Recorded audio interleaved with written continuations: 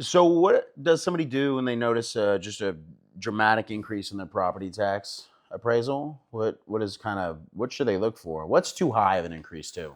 I would say more than 20%. Um, if you have an increase like that, you need to call a professional because chances are there's a physical characteristic change with your property, something in the way that your property is appraised has most likely changed. Beyond just we reappraise, here's what the market's doing, something about your property has changed on the appraisal side, whether it has or not in reality. Sometimes it's as simple as a typo. Sometimes they looked at the wrong property accidentally. That's very rare, but it could happen. Um, or they might think that you have extra square footage you don't actually have, or something like that. But you need a professional to look at that to be able to break down the actual property data and see where that value change is coming from.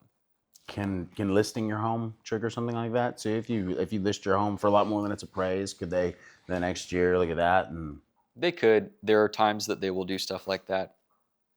It's usually in a climate where there's no actual market transactions to go off of. They'll look at listings and see what people are trying to get and try to infer from that. okay. The short argument against that, obviously, is I can list my property for anything. It doesn't mean it's going to sell for that. No. And that's what we like to bring up in a hearing. And, That's right. if there is a large or outrageous listing amount compared to what the value is, and the county's trying to use that as one of their bullet points against you, it's like, I can list my property for $10 million. It doesn't mean I'm going to get it. What matters is actual transactions. Right. Yep. Because we do see that a lot. Clients not happy with their $10 million, restaurant, but they're upset with it, but they've listed it for 14, 15 million, and the county comes back and it's like, well, they've got it listed for more, so they think it's worth something close to what we're saying. So yeah, okay. At the end of the day, we can say it's been on the market like that for 2 years, hasn't sold, so clearly it's not worth that much. No.